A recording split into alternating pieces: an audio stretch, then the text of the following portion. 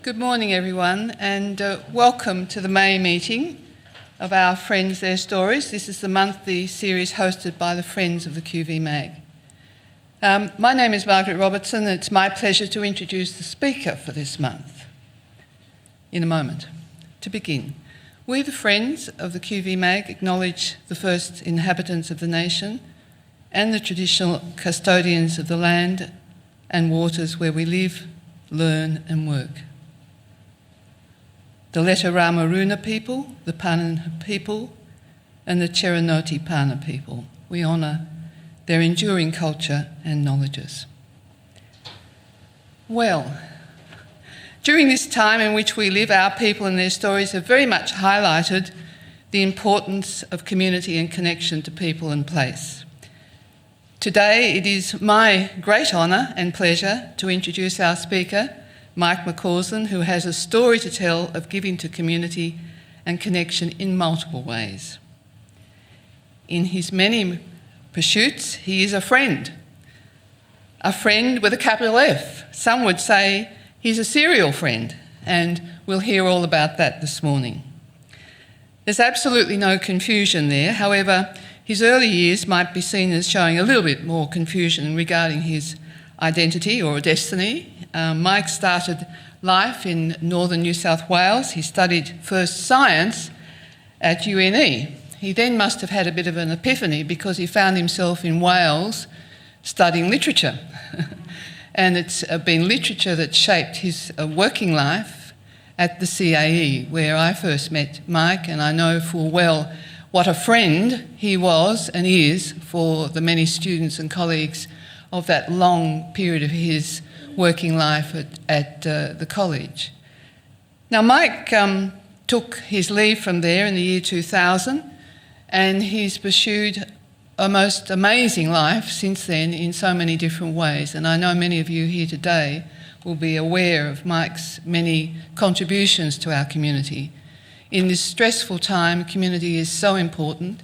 This year, we've tried to put a focus on those connections to people and place. Mike, welcome, and we look forward to hearing about your story. Thank you.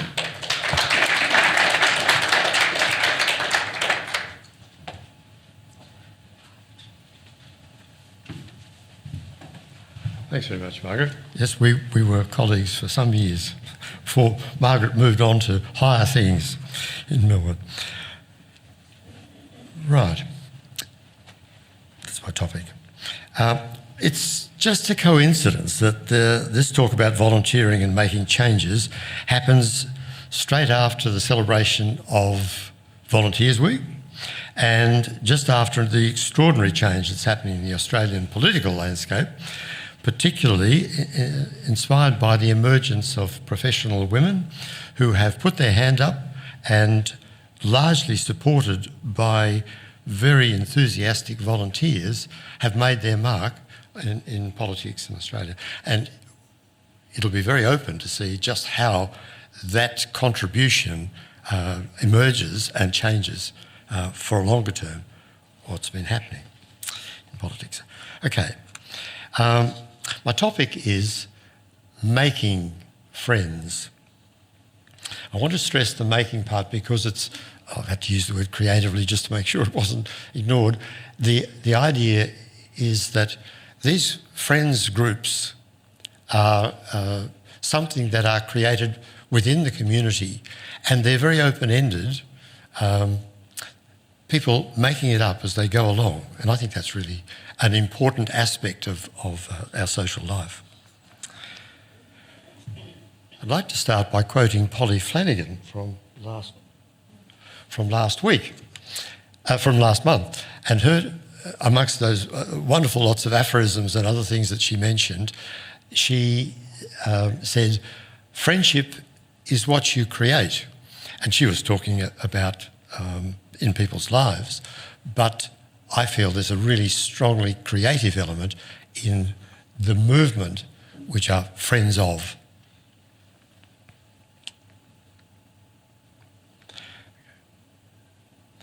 I'd like to just divert from that for a moment, from what's up. I'm using my own experience of volunteering as a way into the themes I want to highlight. In other words, I'm talking about volunteering, but I'm using my life as a way of getting into that. First is linking into community through participation, making friends, and through that creating pockets of small-scale social groups. Second one is the rewards it has for the community and for the people who participate. And thirdly, the unsettling insights it gives into government, which prompts community desire for change. Because it's when you see close up as a Friends of group that you start to see how that organisation that you're connected with actually operates, and you become a source, if there's concern about it, an agent for change within it. Okay, I'm working from the present.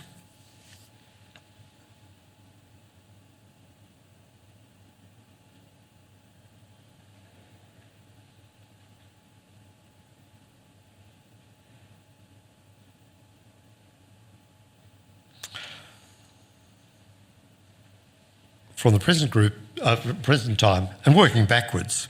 And I want to start with Friends of Riverside.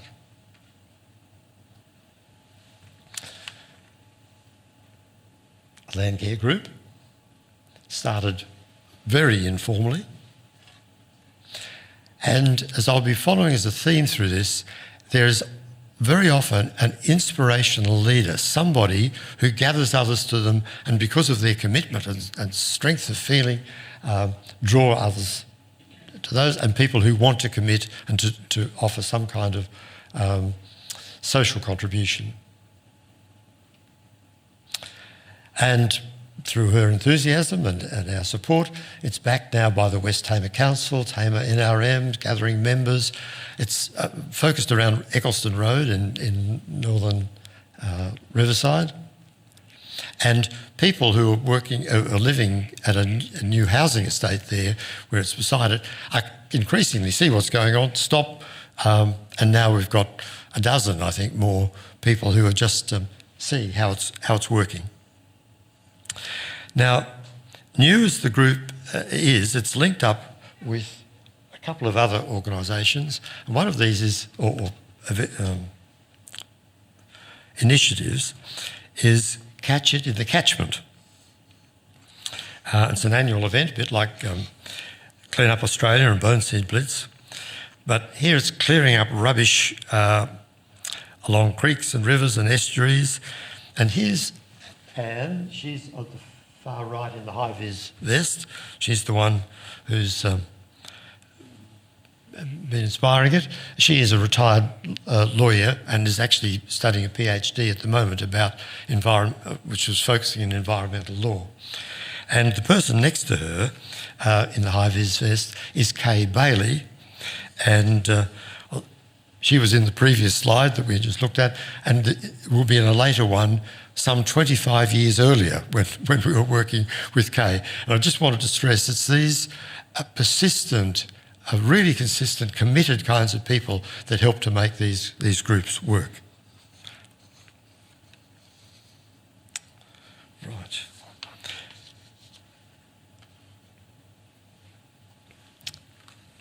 Now, it's surprising what things can emerge when you set up a volunteer group. Suddenly, there was contact from a UTAS staff member who wanted to link newly arriving students to community service groups. They felt it was a way to meet people within the community and to do something, enthusiastic young people. And wham, we have a great fun meeting 20 strangers to our working area, and they're all from interesting backgrounds, so the kinds of conversations that stimulate while you're working are remarkable, very important for them as it is for us. And we did more in a morning than we could have in 3 working bees. It was just that number of people doing stuff. It was great fun. Now, this is Friends of Trevellyn Reserve. Now,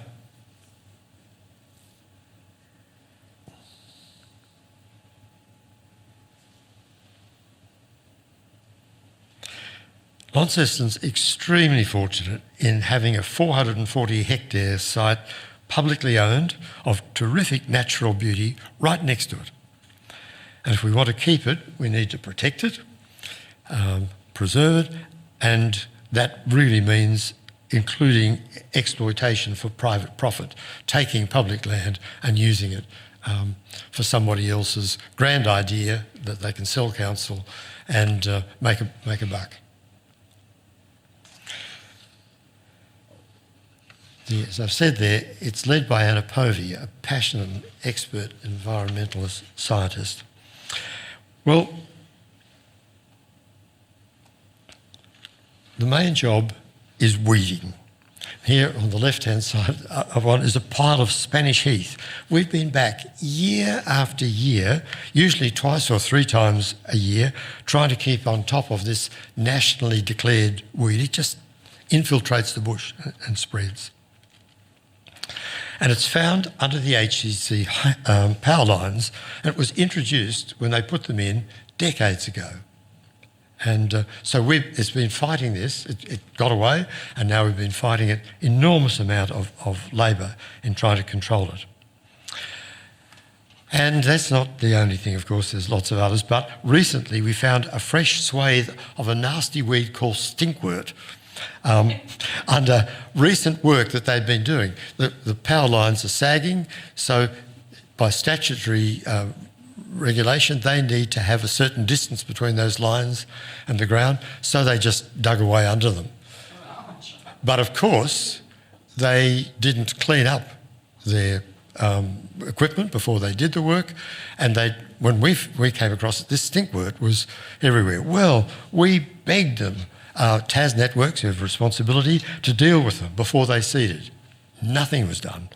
And we'll probably be coping with this spread of this weed into the bush for years to come, if we ever beat it.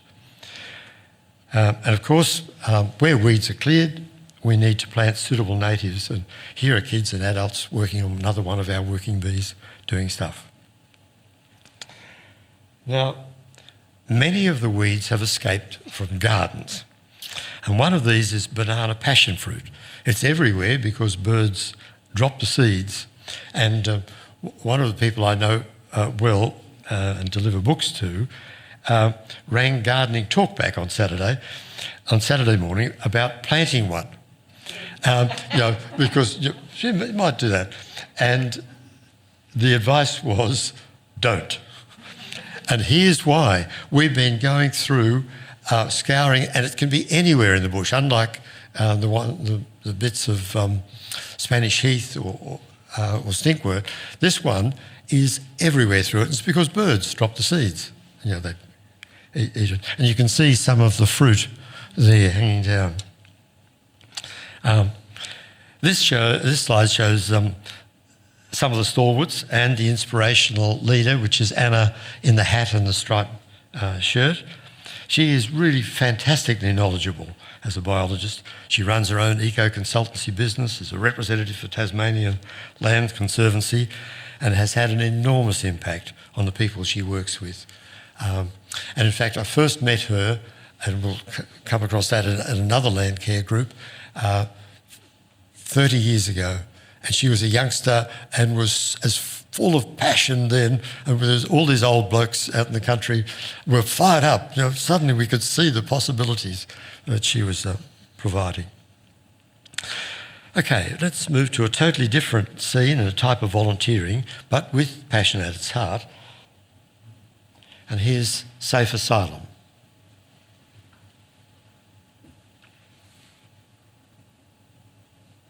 Like the quotation from Julian Burnside, who visited here to speak. It started about a decade ago in response to what members saw as the inhumanity of the Australian government's policy towards refugees, and the Labor parties as well. Many of its members were churchgoers, and its goal was to change public attitudes and through that the political will towards compassion for asylum seekers who'd been interned. Its leader was Jeff McKinnon, pastor at City Baptist Church. And there he is, the grey hair and the glasses and the red T-shirt behind the banner. But in ecumenical spirit, he welcomed everyone. And some of the most committed members are Catholics or atheists. That doesn't matter, Jeff. In 2018, he won the Tasmanian Individual Human Rights Award for his magnificent work in standing up for equality, justice, human dignity. He and his church have been deeply involved in all sorts of effective work, supporting the homeless, women and children suffering from domestic violence, and refugees settling in Tasmania. Safe Asylum has been involved in street marches, writing letters to politicians and newspapers, peaceful protests and sit-ins in political offices leading to arrests. Jeff's been arrested.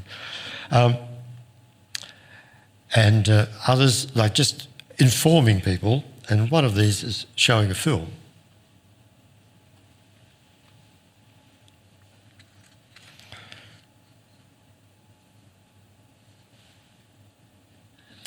And a very moving account it was too.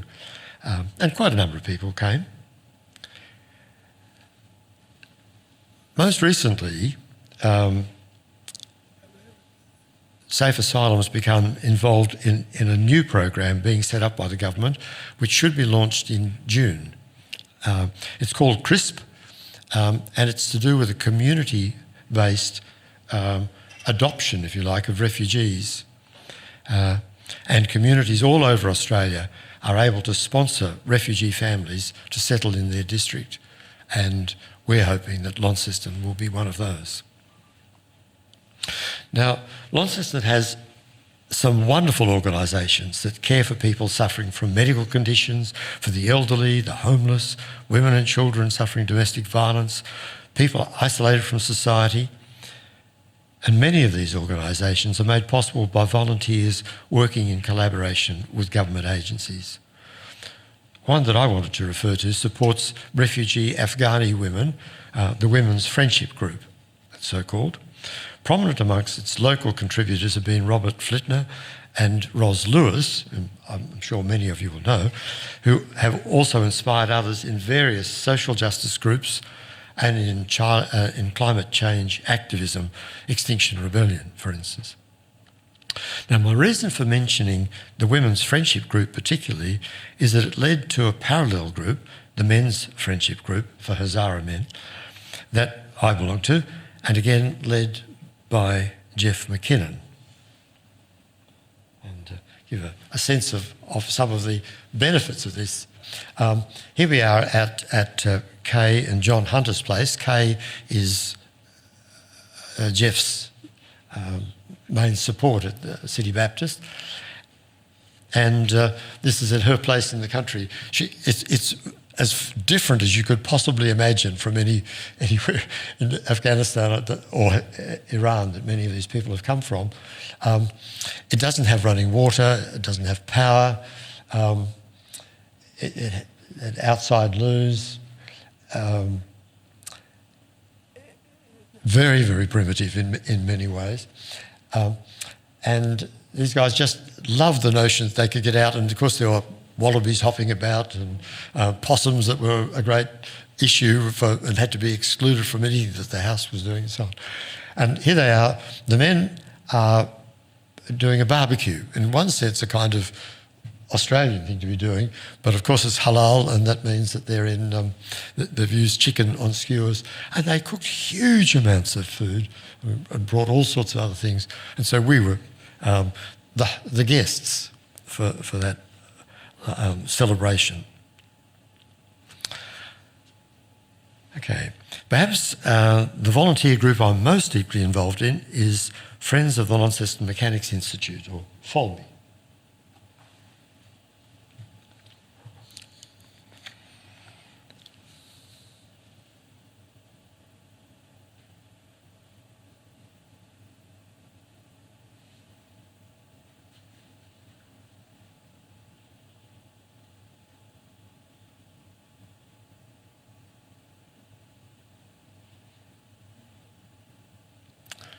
Right. The point about this is that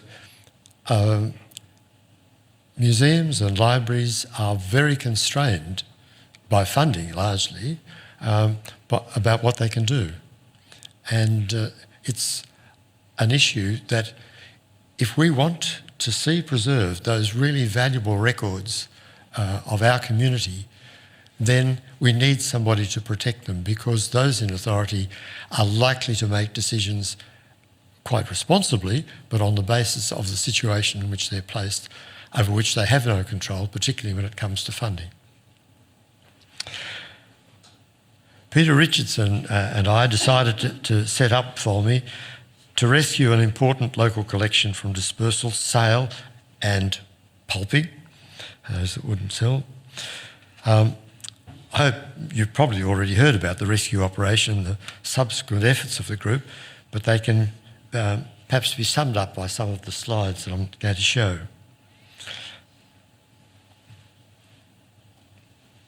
Here's Peter, who did so much in establishing and guiding the group and began research into the collection's contents. And the collection had all sorts of gems, and here's one we've put on display.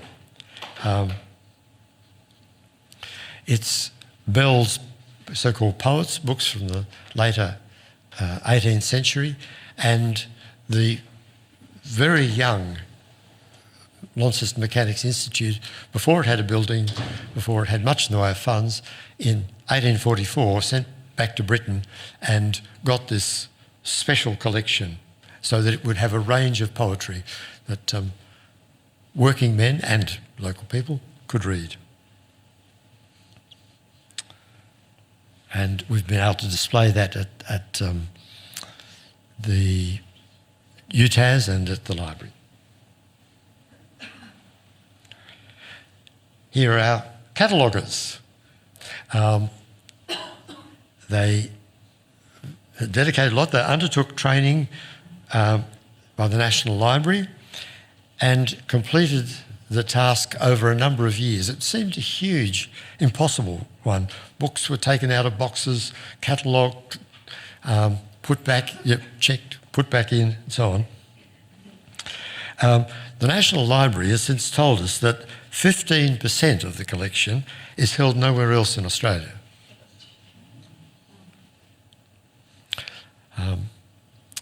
And here's a statement of the significance of the collection. Again, we've got a grant from the National Library in the Community Heritage Grant System. We've got 3 of them eventually, but one of them was to show what was in there and its value to the nation. And as Dr. Susan Marsden said, it is very high indeed, really important, and that would have gone. Did you get the whole collection in the end, or did the library take what they wanted, pick those out of it? Well, they had already done that.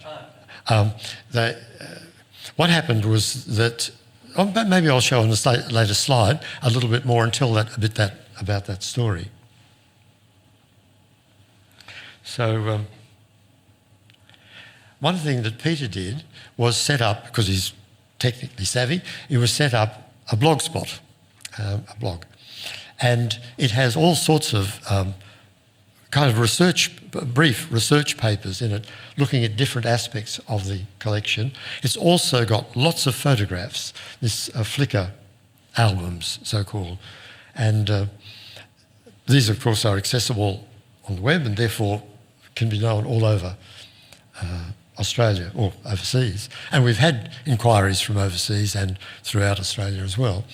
But it's also a social focus. And one of the things that was really important was this tribute to Mary Dent, whom I'm sure many of you will know, or have known. And not only was she there in 1948 under Joe Forward, the librarian who'd been there since 1905, but she was through all of the time of the setting up of the Northern Regional Library and the Launceston Library, and she came out and worked with us again in the 2015-2016 stage here in the museum when we were working on the records. And she was a wonderful interpreter and because she was really sharp in her memory, able to tell us lots of information that we needed to know in order to build a history about the Mechanics Institute.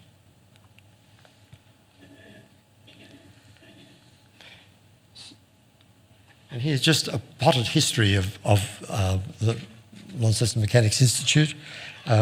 First, the building, after it had been extended, the bit on the right-hand side had been added to it. The old reading room. Here at the bottom, the museum. It's really striking that from information in the Examiner, from letters and from reports, and also in the annual reports for the Mechanics Institute, that although they'd been collecting museum items right from 1842 by donation, when it came to about 1866, the enthusiasm fell away, and they were all were piled in a dusty room in the public buildings in St John Street. And then a great enthusiasm started to build again within the Mechanics Institute members, and they got funds again, gathered money, funds, and added to the old building and put in a museum, because Launceston Council would not do it. It just didn't have the funds or whatever, but there wasn't sufficient enthusiasm. But they put in the museum themselves, and then that built such enthusiasm within the community as a whole that Launceston Council did build a museum at Royal Park. And in 1890, between 1890 and 1892, the LMI collection was moved there. And this funny little cartoony drawing, we think, is of the LMI, but could have been at the new museum. In 1971, it was knocked down after the new library had been built, and some parts of the collection were distributed. These ones on the far right, which are here upstairs in the QV Mag, went to the Heritage, to Archives Tasmania. A lot of them, the really interesting and valuable books, were local history, in which a number of successive librarians built up wonderfully, and over the 19th century and 20th century. And they have been retained in Launceston at the library, and quite a number are turning up in Hobart as well. Fortunately, they've been preserved. We're now trying to get a whole inventory of where everything is throughout the state that can still be in public hands. Now, another group I want to talk about was the Launceston Living Library. Here we have Emma, and that's Ros Lewis, I'm sure you know, Noel, Gunter, Adele, and here the mentoring and central person that got it all started, Natalie Savant, and Sarah Strong, who's one of the most wonderful of people, and sadly no longer with us.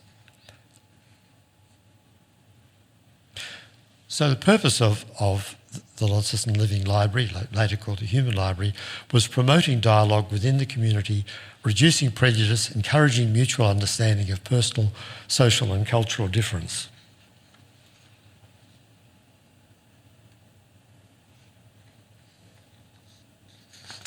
Oh, and I should have mentioned that that's Wizard, the dog, that was donated by Bogues, and is named after Wizard Smith, the stable man who saved the horses in the 1929 flood. The Living Library is still operating, with Kath Hawkins of Launceston Council invigorating it, and here are two events from its past. At Festivali, at the top, and you can see some of what we're calling human books who are telling their story. Edward Broomhall there, seated people around and gone to there. And the other one is at the Harvest Market. And you can see some African faces and a boy on a bike. These bizarre bikes were built by Artrage, the art community here in the building over in QV and in 2014, the program won the Tasmanian Organisation Human Rights Award. Well, as Margaret mentioned, in 2000 I retired and went into the Australian Volunteers International Program. Prue continued working here. It was difficult being away from her and home and friends, but I was never really lonely. And it was a remarkable place.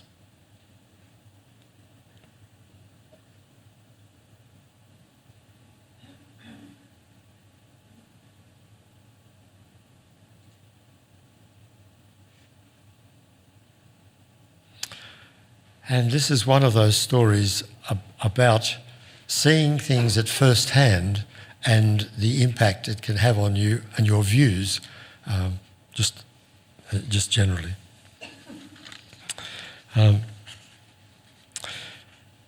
The students were friendly and mostly tried to tolerate a foreign teacher who had very poor communication skills for them and a very different notion of what tertiary education was. Here's my Department of Foreign Language Teaching, where I was based.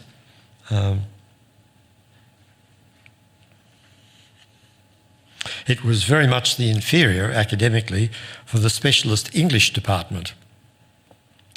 And on the right is my apartment. I was up on the 4th floor. Of course, there were no lifts or anything like that. It was, but I enjoyed that sense of a time of isolation because it is a very busy, full-on kind of life at the university. Now, apart from all the rewards of teaching and feeling that I was making a difference, there was the excitement of travel in the long university holidays, and I was paid enough to be able to do it. So here's a kind of montage of places I went to. Longji is in Guangxi province, not so far away at all. In fact, I got to know people there, went back 3 or 4 times, and one of these lovely old wooden buildings was a hotel, and the hotel keeper's son was a student at the university, and I was able to take some money and some supplies from his mum and dad to him on one occasion. Moon Hill, Yangshaw, that's the tourist place right next to Guilin, where I was based. Travel up the far northeast in the desert regions. They were, virtually across the desert expanse of Xinjiang, virtually to the Kazakhstan border. And I went through Xi'an with I had a friend and a Chinese friend who's an academic there, and saw the terracotta warriors and all that sort of stuff. And a lot of my visits were to the west, to Yunnan, which is a remarkable place. And China is as varied, or if not more so, than Australia or the United States or Europe. It's just an extraordinarily beautiful and remarkable place. And the travel did largely by what they call riding the iron rooster, which was the joking Chinese term for the railway, was to ride the railway, the iron rooster. I've got 3 stories that I'd like to tell to convey something of the impression of teaching that in China made on me. I'll just go back to this one. Very early after I arrived, I watched students and their parents paying for their instruction.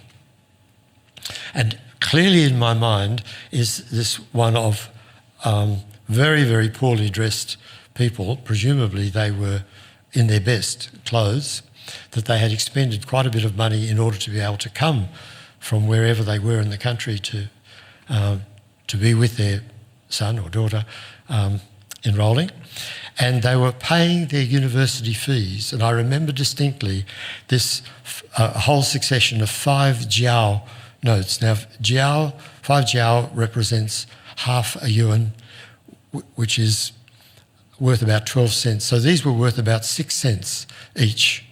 And they were peeling these off. They were grubby and wrinkled and crumbled.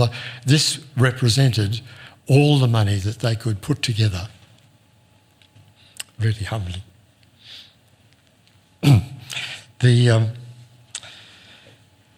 Another memory, I was watching television one night and not understanding an awful lot, but flicked across the channel, and there I saw an aeroplane flying into a tall building. It was extraordinary, and of course it was 9/11, and I went to another station, and again it had this same scene. I thought, of course, at first it was a film, but it couldn't be on 2 channels. It must be real. So, rather disturbed, I went for a walk. And as I walked past the student dormitories, which are just huge hives of people, either men or women, 8 or 12 per room with bunks and so on like this, and there was an enormous shout of triumph and joy and enthusiasm and excitement. They were watching, and it was one in the eye for America. They were saying, we've got them. Somebody's done them. Now there wasn't any sympathy for Islamic extremists. In fact, China has a terrible record for its suppression in Xinjiang, especially, where it is doing a form of ethnic cleansing, where it's moving in, making it easier for Han people to crowd out the minority populations there. So it wasn't about enthusiasm for rebellion or whatever. It was just that there was a sense that this was their main rival in the world. And it was, of course, in all the news broadcasts, you saw the most extreme concern and horror of what had happened. But on the ground, in reality, it was a totally different picture.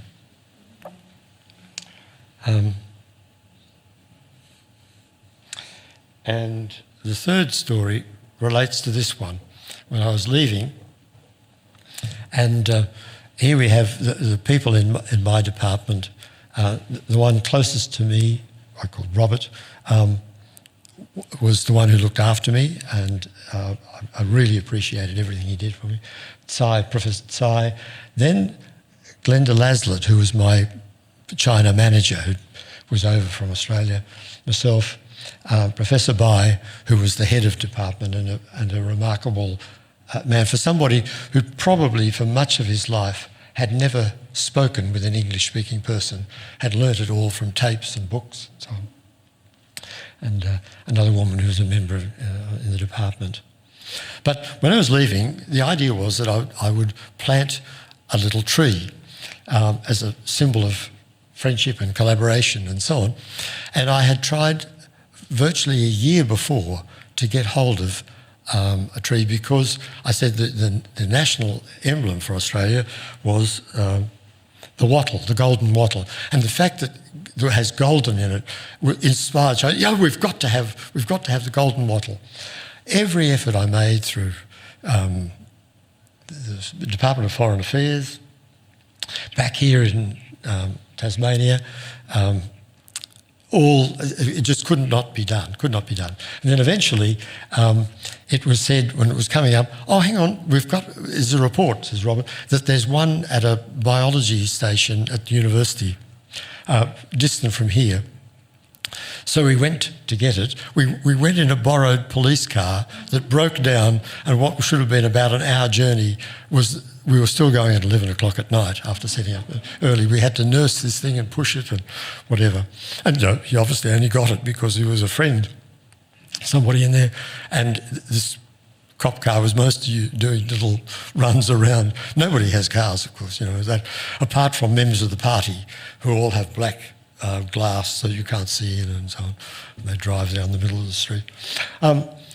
Yes, and when we got there, it was running. We couldn't find any staff member. It turned out that it was seeded and was running wild around outside, so we dug one out, but it was a South African wattle, the kind that I had fought for years where we lived at Kaina and finally poisoned, and then it set up tiny seedlings for between 10 and 15 years later. It just kept going from these tiny black seeds so I hope it died very soon after. Okay, next to the big one, involving tens of thousands of hours over 30 years, Friends of the Library. Started in 1992 at a public meeting organised by Richard Pickup, and Richard's remained a member in various roles for all those years and is now the long-standing treasurer. This montage from the mid-2000s shows a number of the activities. Gus, who's been so important to it, Judy Gardner and Peter Richardson, a large number of our members, the really active members that were there.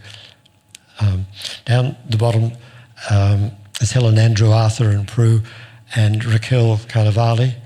In the middle is Susie McMahon. We used to have, for years, had a monthly coffee morning, quite like this I did with the speaker, until the idea caught on really well. It was de trop. And there's Gus with his calendar that he created, a kind of commemorative one for the 200th year of Launceston. Now, perhaps the best way of trying to review something... Oh, did I go to... Yeah. Looking at some of those things that have been done in the 30 years that it's been going. We started out with quite a lot of official meetings, a political element there to try to offset the cuts that were being made through CRESAP. As Richard pointed out, the schools had their parents and friends, but there was nobody to stand up for libraries. Oh, sorry? From 2000 to 2010, the big years for publishing.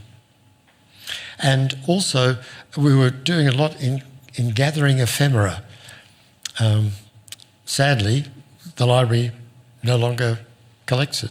So we were the dying effort to try to make sure that was that bicentenary was commemorated and things commemorated were kept.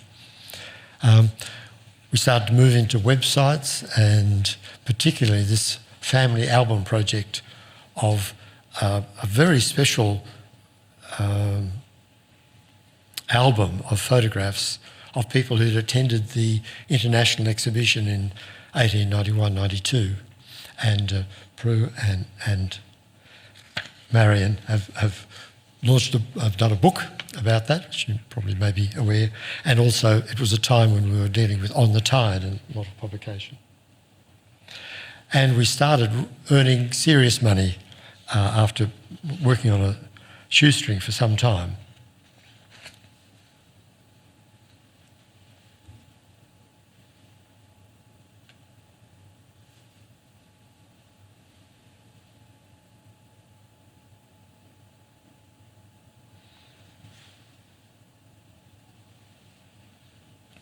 And here we are, bringing it up to the present time. And if I can have a shameless advertisement, if you would like to join the Friends, we have a special deal in June and July that you don't pay the usual princely sum of $10 to belong. You get that free. You get a bag with a logo on it and a saying, one by Einstein and the other one by Ernest Hemingway. And you get a voucher, so the next time you come to the book sale that the Friends run, that you will know of, I'm sure, in March every year, you'll have a $20 voucher that you'll be able to redeem for books that you wanted to buy.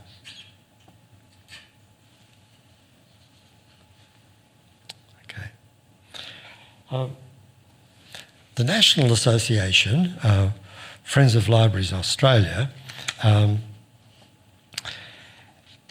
it covers dozens of friends groups around Australia and it's been very supportive and has given Australia-wide publicity to our group's efforts. And in 2008, Alan Bundy, the president, came down to present to the Launceston Library and ourselves the Peter McGuinness Award for children's programs. That was a national honour amongst all those libraries in Australia. He came down again in 2010 for a statewide seminar when we were doing our best to push the state government into adequately funding libraries. As ever, the examiner was behind us, and Julian Burgess, who wrote an editorial and encouraged this. Tasmania has gone from having the best public library system in Australia to the worst. And it was just a lack of funding.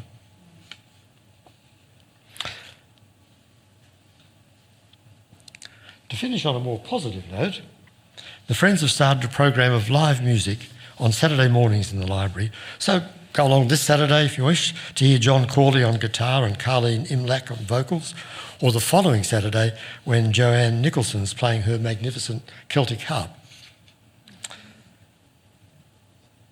Now, out to the West Tamar, where Prue and I lived for 39 years and where our family grew up, there was the Rowella Landcare Group, where I cut my, we were deeply involved. And there's Kay Bailey again and Michael Brodie working on his property, fronting onto Bell Bay. And we used this and other sites to experiment with new methods of response to dieback in eucalypts, supported by UTAS researchers in Hobart and Forestry Park. And here are two photos showing Youngtown primary children on an excursion under their enthusiastic teacher Mario, and helping to plant on Waterton Hall Estate. And you can see in the background that those are vines in which he, not long later, won an international award for his Riesling. And that's a typical shelter belt planted on a Rowella small holding. Now, when the group started spending more time on restoring bush on public land, one of the more conservative members dropped out, calling it a Saturday morning gardening club, probably with good cause, but it morphed into one of the very vocal opposing groups to the Gunns pulp mill proposal to be built virtually opposite Brodie's property. TAP, the Tasmanians Against the Pulp Mill, especially under the charismatic leadership of Bob McMahon of Exeter, put up formidable resistance. And there was enormous relief when both sides, despite the efforts of both sides of state parliament, the local councils, the forestry department, the various organisations associated with forestry, finally gave up on their drive to foist the mill onto an unwilling community. And Gunns went into receivership. If ever there was evidence of the triumph of common sense and scientific evidence prevailing over rampant commercialism, this was it. But it took volunteer resolve and persistence to accomplish it. One more. I cut my teeth in volunteering in the Rowella district, where we were for 39 years. There was the Rural Fire Brigade that you can see right at the back on the right-hand side, that did good work and largely kept the district free of damaging blazes, but also had some hilarious Keystone Cops moments of incompetence, especially with new equipment that we hadn't been introduced to, and then were sent off to do things like competing in against other groups. And we attached the blow pipe, the pipe that was meant to be blowing out the water to the one where it sucked it in, and that sort of stuff. And there was the Progress Association, later the Hall Committee here for Rowella Hall, which kept the hall going when most on the West Tamar went under, and produced what is the only history of the local area so far, So at the next 10 days on the island, go to Rowella Hall for a performance.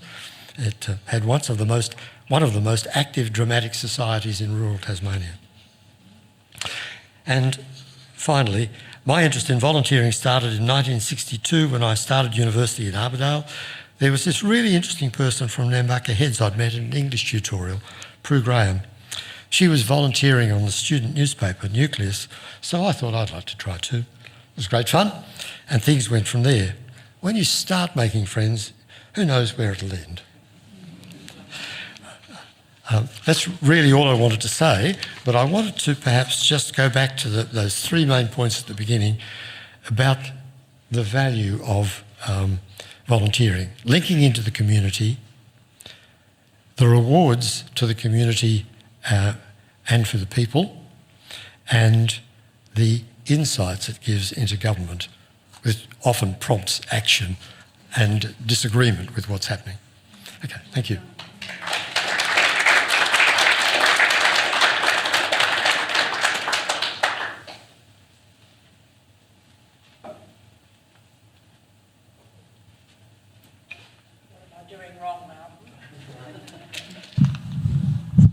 Oh, I see.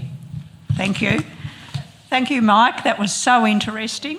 And I thought I knew something about your community involvements, but I learnt quite a few things there. It's amazing that one person could be attached to so many groups. There are many more people who are doing far more than I am, I'm sure. No, it was really, really interesting. And I'm just wondering if there's anyone in the audience who would have a question for Mike on any or any involvements there that you might be interested in or can share your experience. No, I think you might have flabbergasted them, Mike. Well, I presume virtually everybody is a member of Friends of the Museum. So, well, that's right. Yeah. So I took that for granted in a way, and didn't talk about it at all. Leslie? Mike, as a serial volunteer, what's your proudest moment in your volunteering life? I think the Folme one, the fact that we saved that collection, there was no doubt the government and Libraries Tasmania and Launceston Library had decided it would go. It was all based around the fact that they didn't have enough room to operate the library. We had been, one of the major themes that we'd been following as part of the Friends was the lack of room. We started in about 1995 and we went to the Minister, we went to saying there's not enough room, there's not enough room. Never was there funding to fix that up. They'd do a little cosmetic change here or there. And finally, in 2016, they were going to make this really major renovation and take over. And they couldn't do it with all those books there.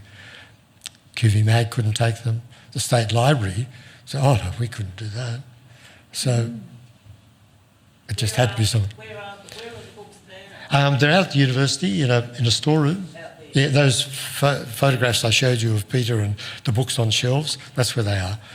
Some are on, the non-fiction's on shelves. The fiction is boxed, again, taken out and then put back, boxed back again after cataloguing.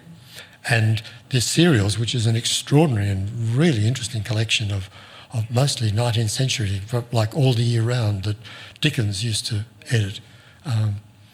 And really important intellectual magazines like the Edinburgh Review and the Quarterly Review.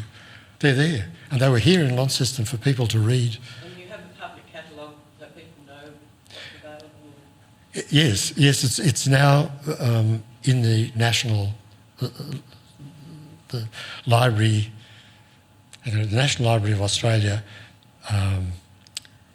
database, the ANBD, and you can access it via Trove if you wish. And we have had people from elsewhere getting at it. Not huge numbers, but... Yes, that's almost a talk in itself, I reckon, about the collection and what's in it. And I think those beautiful black cases might be here in the museum that we saw from the pictures of the Mechanics Institute that you showed. The black cases? The black display cases. Cartoon Oh, sorry. Yes, Yes, I'm yes, sure you do. I think so, No, yeah. I mean, they were actually from the Royal Society. The Launceston Mechanics Institute bought them from the Royal Society Right. I think in Hobart, Right. and brought them up. They were very valuable.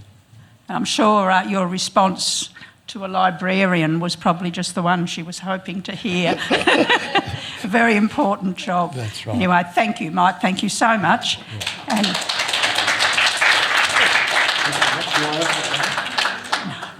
no, there's a little present there for Mike, which is a year's membership of Friends of the QV Mag. Next month, we're having following this theme of community involvement and the mutual benefits of being involved in groups. We're focusing on book groups or book clubs. And just out of interest, how many in the room belong to a reading group? Yeah, I thought there might be a few. So we're having a few representatives of those groups and a bit of an overview of the value of such a smaller community organisation and the enjoyment and the benefit we get from being involved. And I hope that some of you will put your story about being involved in a reading group to the general crowd here. So we'll see you next month, I hope. Thank you very much for coming.